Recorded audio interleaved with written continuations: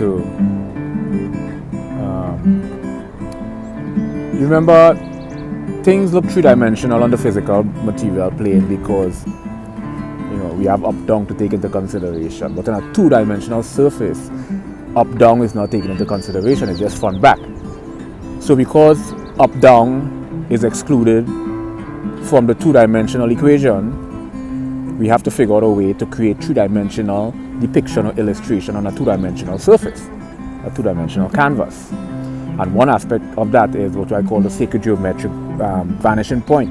Vanishing point is basically a sacred geometric architecture map, basically. It's a map, and this map gives a three-dimensional illusion on a two-dimensional surface. And this three-dimensional depiction is really illustrated not just